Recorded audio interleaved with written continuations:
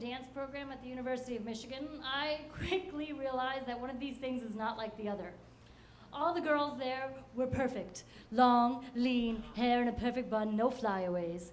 And there I was in a brightly colored leotard, tan tights, and a ponytail with my curly phrase going everywhere.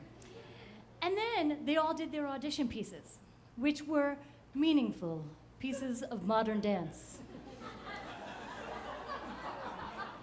And then I did my audition piece, which was a jazz routine to Huey Lewis in the News, Hip to Be Square.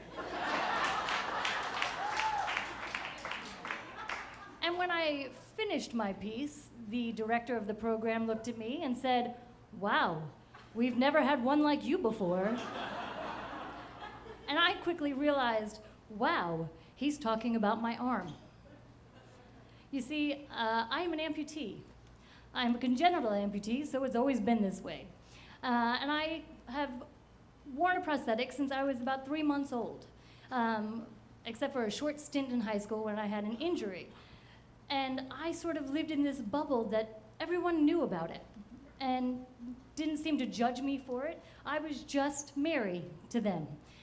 And to have someone point this out to me so blatantly, I realized that's how the world sees me. Not as normal, as something different. And it freaked me out. So that summer, I told my mother I wanted to go back to wearing prosthetics before I started to go to school with 20,000 of my new friends. And she agreed, and $20,000 later, I had a lovely arm that I went to school with. And then I started college, determined to appear normal and no one would know. There was a problem right at the bat. I had roommates, and you live with them. And you might not know, but you cannot wear a prosthetic 24 hours a day. It's terrible for your skin. Your skin will actually break down and bleed. So my way of hiding it was at the end of the night, I would get into bed, pull my covers up really tight, and take off my arm underneath the covers. And the first thing I did in the morning was put it back on and then get out of bed. Gracefully, I'm sure. And I succeeded. I appeared normal. And then eventually I was getting married, and I was looking for the most important part of your wedding, the dress. And I found the dress, and I knew it was the dress because my mother started to cry when she saw me in it. And there was only one problem with the dress. It was strapless. And that meant that my arm would be showing. And on my wedding day, I wouldn't appear normal. And so my mother had these wonderful long gloves made, and they covered my arm beautifully. But somehow on the morning of my wedding, I decided I'm not gonna wear them. I'm just gonna go as me. And there I stood at the back of the church about to go to my wedding, and I pulled my veil over my arm. And then I moved to New York, and I'm a professional actor. And yeah, and so I'm performing, and I'm working with a wonderful company that's called an integrated company, where they have able-bodied and disabled actors performing together. And everything was going great, and I did a wonderful new piece by Neil LaBute, and the New York Times came to review it, and they said it was wonderful, and they pointed me out, and they said it was only unfortunate that it was performed by an able-bodied actress. This was my coup de grace. The New York Times said I was able-bodied. So it doesn't get better. I have arrived. And then, just at that moment, I got the biggest challenge to appearing normal. I became a mother. Yeah. So luckily, when you're pregnant, which is 10 months, not 9, just for clarification's sake, you have a long time to think about how you want to deal with your prosthesis and your children, because you worry not just about yourself, about what will they face? How will they explain it? What will they think of it? Will they see me not as normal? And I decided before I had my son, I wasn't going to let him see me not normal. So I was going to take care of my son with my prosthesis on. So when he came home, I was working with my arm and taking care of an infant, and I realized as I'm feeding him his head is resting on my prosthesis, which is metal. And I realize I'm changing his diaper, and a squirming baby is moving, so I place my arm across his chest to try to hold it down, and I'm resting 2.5 pounds on a 5-pound, 10-ounce baby to keep him in place.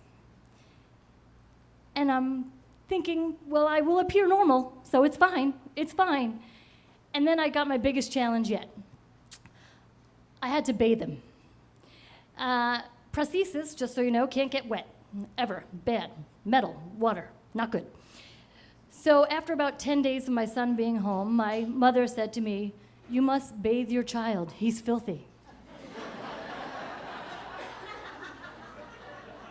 So I set it all up. Got in the sink, got the little leaning board for him to be on, the towel, the soap, the washcloth, the secondary towel in case there's spillage. I'm all set up. And I realize I am freaking out. I do not know how I'm going to do this. So as I turn on the water and place my son into the sink, this is a new experience for him and me. And I am trying desperately to do this all with one arm. So I take my prosthesis behind my back and I start trying to wash him and put the soap on the washcloth and rub him down, and he is starting to slide down this deeper into the sink, and I feel like I can't pick him back up because my hand's now slippery, and I'm trying to lift him up, and he starts crying, and the one person he looks to for trust, the one heartbeat he heard for 10 months is crying too. I was freaking out. I didn't know how to take care of my son because my arm was in the way. So I took off my arm, threw it on the ground, and took care of my son. And in that moment, I was me with him. And it was one of the most beautiful connections I've ever dreamed of being a mother. And things since then have been great. He's 3. And for the most part, I don't wear my arm in front of my son. So much so that if I put it on, he asks me, "Are we going out?"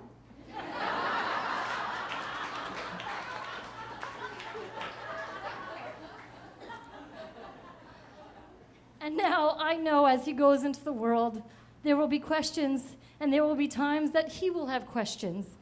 And I know he'll look at other mothers and see things that I can't do. I can't play patty cake. I can't hold him with my fingers and lift him up into the air. And I know someday he'll look at those mothers that can do that and say, "Wow, I've never seen one like that before." Thank you.